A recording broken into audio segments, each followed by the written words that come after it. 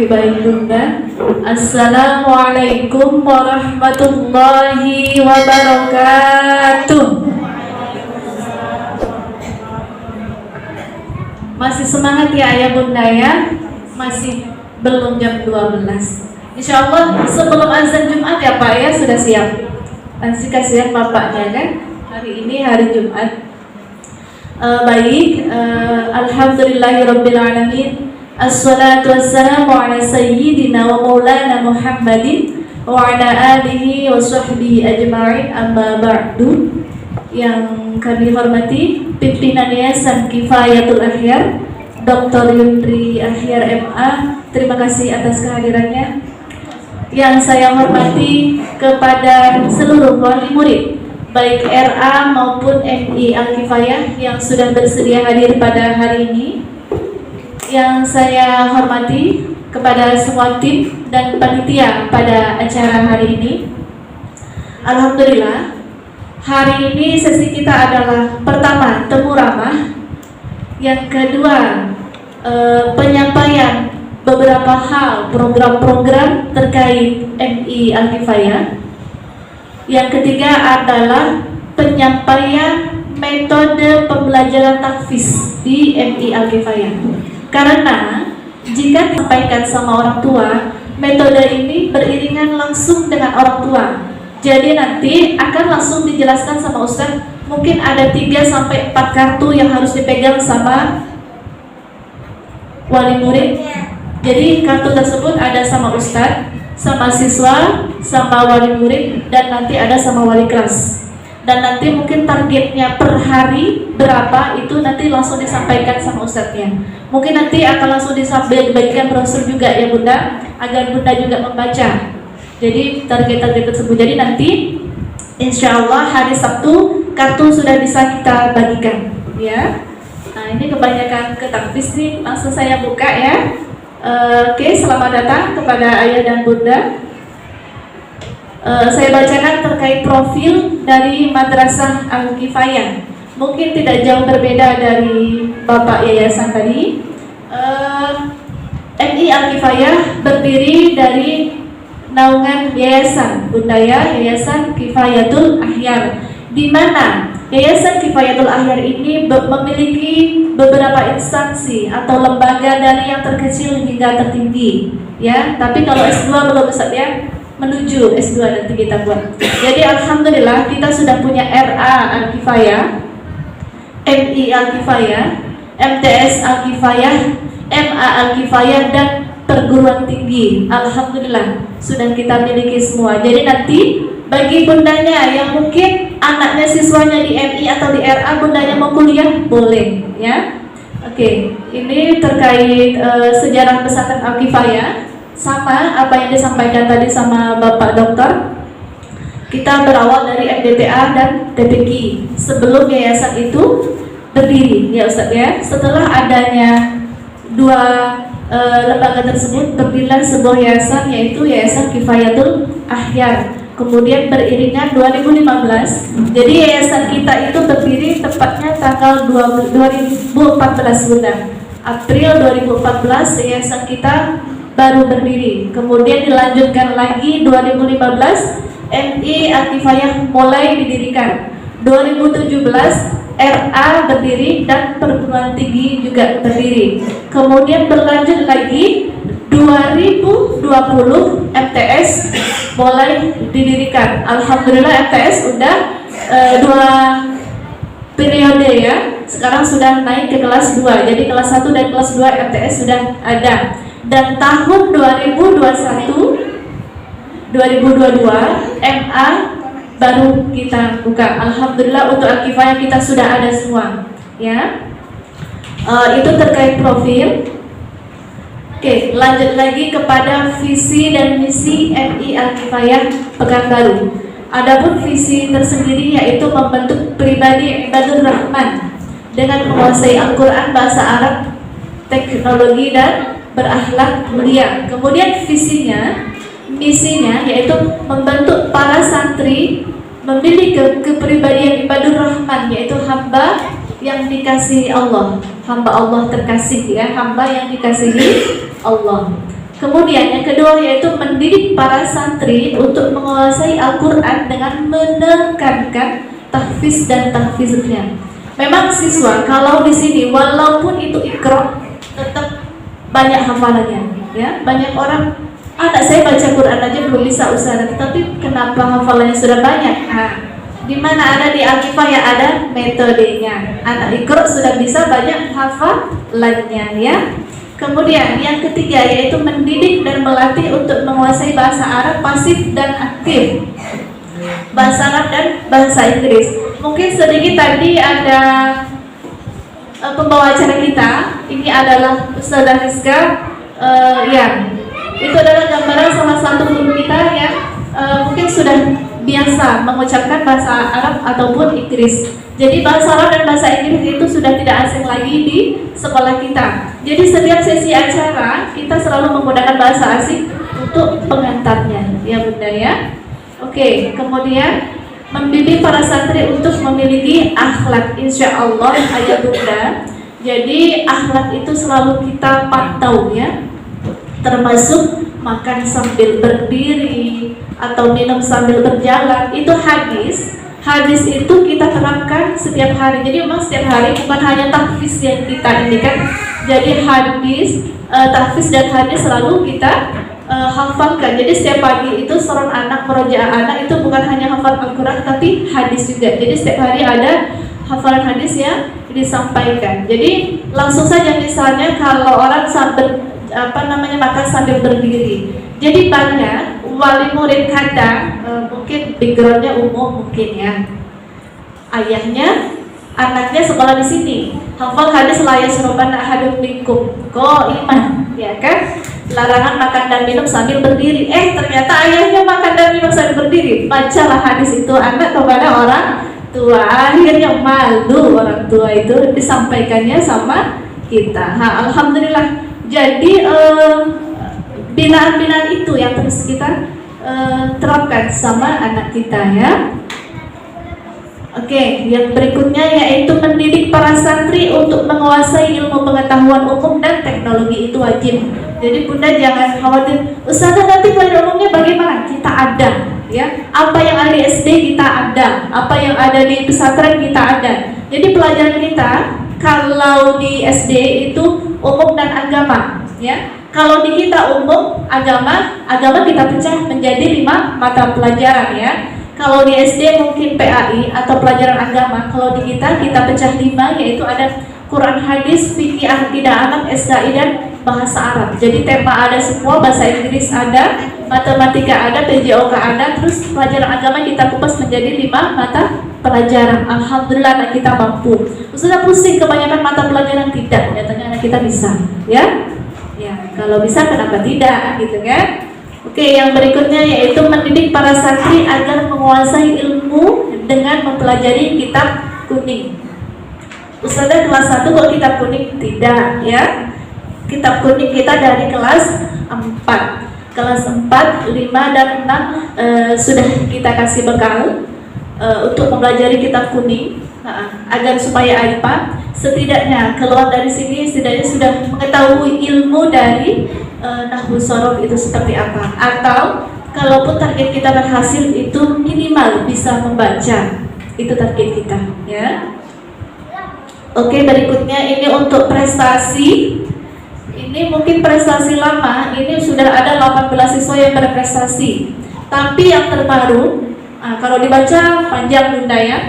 Yang terbaru saja saya sampaikan, alhamdulillah 2020 masa pandemi kemarin Ustaz ya, untuk Provinsi Riau kemarin lomba pidato virtual kita mendapatkan peringkat ketiga se-Provinsi Riau. Jadi peringkat pertama itu Siak, peringkat kedua Kampar, peringkat ketiga Pekanbaru adalah Al-Kifayah ya. Alhamdulillah itu yang untuk Provinsi Riau. Untuk Pekanbaru juga ada, kemarin Anda Zakia juga ada, dan beberapa, pokoknya setiap ada ajang perlombaan siswa kita insya Allah pasti ada. Insya Allah bulan Ustaz Novedi bulan Juli ini ya, ini ada lomba tahfiz juga ya, ajang tahfiz juga. Ini dia juz 29 nanti surah Al-Fajr ya Ustaz ya.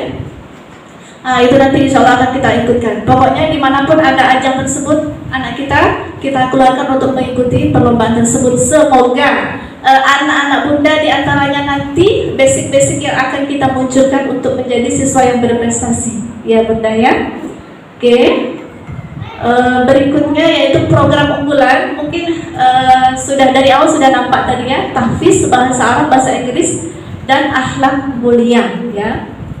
Alhamdulillah kalau tahfiz ini, jadi bunda di sekolah kita tahun kemarin kita baru meluluskan angkatan pertama. Kita berdiri 2015, alhamdulillah 2021 sudah meluluskan. Syarat meluluskan dari MI Al-Kifayah selain ujian madrasah, yaitu ada namanya ujian munaqashah tahfiz ya. Jadi anak kita tidak hanya kita bina dari kelas 1, 2, 3, 4, 5, 6 udah hafal, udah selesai sana hafal, hafal berapa terserah, tidak. Tapi kita uji dulu. Kami buat ujian munaqashah tahfiz dan bahasa Arab kemarin ya. Jadi ujian munaqashah bukan hanya mahasiswa saja, tapi anak MI saya buatkan ya. Jadi disitulah kemarin setelah kita uji, kita nampak kemampuan siswa itu ada yang mencapai 5 juz, ada yang 4, ada yang 3, atau kemarin ada yang pindahan dari SD karena baru pindahan dari 0, makanya dia baru dapat 1 juz karena dia sudah pindahan dan sudah kelas akhir, makanya dia mau kerja yang 5 juz tidak sampai. Tapi kalau anak kita dari awal di sini, itu yang 5 juz tadi sudah dapat dia. Ya. Target kita 5 juz sudah sampai kelas 6, itu target awal. Jika anak itu mampu di atas itu lebih bagus lagi ya. Ya, karena program kita kelas 1 juz 30, larinya juz 30, juz 29, 1, 2, dan 3. Itu target minimal ya Ustaz ya. Akan lebih baik lagi misalnya lebih dari itu, semakin support kita ya. Oke, itu untuk program tahfiz. Kemudian yang berikutnya untuk struktur kurikulum, kita tetap mengacu pada KMA nomor 184 tahun 2019 ya. Sama dengan dinas pendidikan. Bedanya kalau SD atau SD itu mengacu kepada dinas pendidikan, kalau kita kepada Kementerian Agama sama. Pelajarannya sama, umum sama. Bedanya kalau mereka pelajarannya PAI atau agama, kita pecah lagi kepada 5 mata pelajaran agama. Terus kita tambahkan kepada muatan lokal. Muatan lokal kita larinya di sini tahfiz, kitab kuning, dan bahasa Inggris ya. Oke, target capaian siswa. Mungkin tadi dengan beriring saya sampaikan sudah ada targetnya di sini ya. Jadi target capaian siswa MI Al-Kifayah yang pertama berakhlak mulia itu wajib ya. Berakhlak mulia itu wajib karena kita di sini ikhwan dan akhwat atau santri perempuan dan putri itu kalau bersalaman tidak boleh bersentuhan, tetapi hanya berjauhan ya bunda ya. Kita menjaga antara laki-laki dan perempuan, kita tetap jaga begitu. Kemudian yang kedua yaitu pandai beribadah yang sah. Jadi bunda, anak bunda nanti pada saat masuk mulai belajar itu tidak hanya membawa buku, tetapi bagi yang perempuan mukena atau mukena, kemudian Al-Quran atau Iqra ya. Kalau masih Iqra baca yang dibawa Iqra, kalau sudah sampai Al-Quran yang dibawa Al-Quran. Kalau mukena wajib karena di sekolah itu tetap sholat. Kalau pagi sholat duha, sebelum ada pandemi COVID kita pembelajaran full day. Jadi pagi sholat duha, siang sholat zuhur berjamaah, ada kailulah atau tidur siang kita tetap ada. Jadi sekalipun full day anak tidak kita porsi, tetapi ada tidur siang, kemudian bangun lagi, belajar lagi, nanti sholat asar berjamaah. Jadi memang anak kita wajibkan berjamaah, laki-laki kita wajibkan bisa menjadi imam. Jadi banyak anak kelas 1 bacaan sholat duha bunda, dari niat, dari bacaan sampai at-tahiyat akhir, dari doa sholat duha. Kadang kita kalau yang jarang sholat duha, doa sholat duha pun lupa kita kan bunda. Anak itu insya Allah kelas 1 ada beberapa yang sudah sampai wali muridnya itu ustazah, anak saya kok sudah hafal bacaan doa sholat duha gitu kan. Padahal kalau menghafal susah sekali. Karena apa? Kita pakai metode baca bersama-sama. Insya Allah dengan membaca bersama-sama kita pakai setiap hari, hafal dengan sendirian tanpa kita paksa. Harus hafalin tidak, tetapi dengan dibaca bersama-sama, dikeraskan suara, hafal dengan sendirinya. Alhamdulillah, metode tersebut kita terapkan setiap hari dan alhamdulillah banyak yang berhasil. Ya Bunda ya, pandai beribadah yang sah tadi ya. Jadi jika sholat, ustazahnya itu memantau di sampingnya, rukuknya sudah lurus tidak di punggung, sujudnya kakinya seperti apa, atahiyatnya duduknya kakinya seperti apa, itu diperhatikan sama ustazahnya. Jadi ada imamnya di depan, makmumnya di belakang, ustazahnya di sampingnya untuk memantau dari kelas 1 sampai kelas 6 bentuk ibadah sahnya seperti apa, sudah benar atau tidak. Itu adalah tuntutan kami kepada wali kelas ya.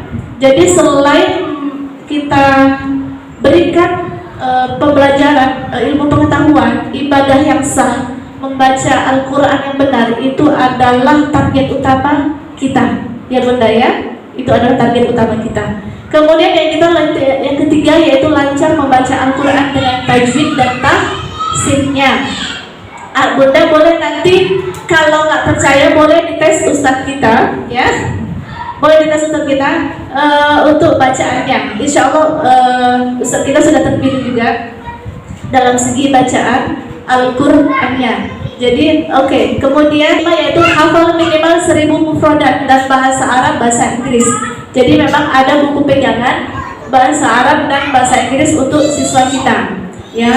Kemudian yang berikutnya hafal minimal 100 matan hadis. Jadi ada buku-buku pegangan siswa nanti Bunda.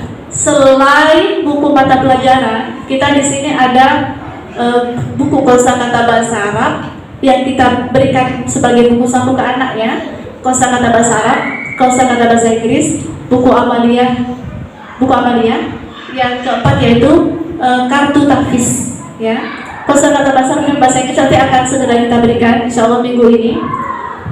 Kemudian buku amalia juga akan kita berikan. Isi dari buku amalia yaitu mengontrol sholat anak dari sholat subuh, zuhur, asar, maghrib, isya, belajar di rumah, membantu orang tua.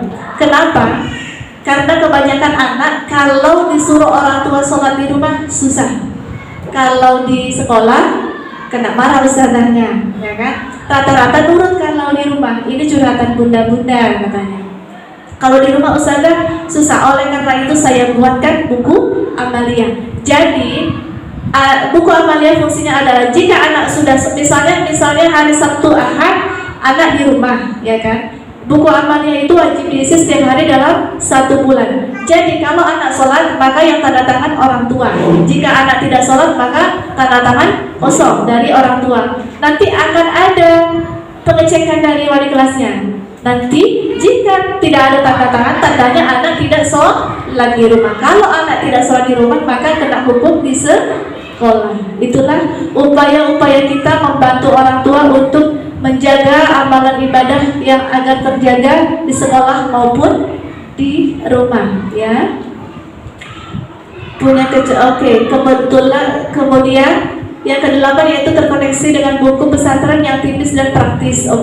Ke-9 pandai menulis tulisan Arab, sudah jelas. Yang ke-10 pandai menulis dengan membaca Arab Melayu, karena kita sudah kitab kuning, sudah pasti. Yang ke-11 bisa menjadi imam sholat, sudah tergambar tadi Bunda ya, dari kelas 1 sudah kita ajarkan jadi imam, sudah pasti bisa jadi imam sholat. Kemudian yang ke-12 bisa memimpin doa, sudah pasti, karena setelah sholat kita ada zikir bersama, itu bersama-sama itu akan sudah bisa menjadi pemimpin doa. Kemudian yang ke-13 yaitu pandai berpidato bahasa Indonesia, Arab, dan Inggris. Insya Allah sudah pasti. Nampak dari ustazah kita, salah satu ustazah kita tadi membawakan acara di awal dengan menggunakan bahasa asing, bahasa Inggris. Insya Allah anak kita juga tidak jauh dari sana. Kemudian yang ke-14 memahami ilmu-ilmu agama, sudah pasti. 15 mengenal perjuangan para nabi. Ya, sebelum COVID kita ada disebut kailullah, ada tidur siang Bunda. Jadi pada saat kailullah itu anak kita bacakan sejarah nabi. Dan kita di kelas 4, 5, 6 ada namanya pelajaran SKI. Ya, pelajaran SKI itu rata-rata sejarah para nabi. Ya, kemudian yang ke-15, yang ke-16 yaitu mengamalkan. Ya, oke, ini adalah bentuk jadwal pembelajaran full day kita. Ya, saya tidak bicara pandemi. Bunda sudah merasakan gimana sudah kalau pandemi. Ya, pandemi kita tetap muka. Ya, ini sudah ada gambaran. Jadi tahfiz itu adalah program setiap hari kita, wajib ya. Program wajib kita. Ustazah pusing tidak. Tahfiz kita tidak menekan kepada siswa. Jadi setiap hari kita ada tahfiz. Kemudian pembelajaran kedua adalah materi pelajaran. Pembelajaran ketiga juga materi pembelajaran. Di sini nampak pada jam 9.35 kita ada sholat duha. Kemudian istirahat jam 10.10 ini istirahat. Kemudian masuk lagi. Oke, jam 12 sholat zuhur dan makan siang. Ada makan siang juga. Setelah makan siang baru kita ada tidur siang. Setelah tidur siang baru belajar lagi ya Bunda. Mungkin ini gambaran full day. Ustazah nanti kita kalau COVID seperti apa ya? Oke, baik, ini Bunda dari kelas 1. Insya Allah jadwal akan kita keluarkan hari Ahad Ustazah ya. Hari Ahad jadwal sudah keluar. Hari Senin kita sudah masuk. Hari Ahad sudah keluar. Siswa kita kurang lebih hampir mencapai 30. Nanti akan kita buat 2 shift. Karena kalau 1 shift nanti kita didatangi Satgas lagi kan. Orang Satgas sudah ke sini Bunda dan sudah disemprot di sekolah kita. Nggak mungkin kita nanti didatangi lagi. Oleh karena itu kita tetap buka, tetapi saya buatkan shift. Bisa jadi shift pertama hari Senin, shift kedua hari Selasa. Tetapi karena kita ada 2 shift, berarti hari Senin adalah shift pertama, shift kedua pembelajarannya daring. Hari Selasa shift kedua, shift pertama berarti daring. Jadi ustazahnya tetap memberikan 2 pembelajaran ya, ada yang di sekolah dan dibuatkan daring. Jadi setiap hari ada pembelajaran yang disampaikan. Kita tidak bisa kita lepas begitu aja, kita daringkan, tidak. Tetapi tetap apalagi tahfiz itu harus ada pengontrolan setiap hari ya. Ya, ini adalah siswa kita. Kita tahu angkatan pertama Bunda 2015 siswa kita 10 orang. Baru lulus kemarin. Alhamdulillah itu ada 2 orang yang sudah dapat 5 juz. Ya, 5 juz, ada yang ke Sumbar juga, ada yang ke Pasir ya, dan beberapa yang lainnya. Mungkin dari saya itu dulu. Nanti akan dilanjutkan terkait metode tahfiz ya, yang langsung dijelaskan oleh Ustaz Nafidi. Dari saya itu dulu, saya akhiri. Wassalamualaikum warahmatullahi wabarakatuh.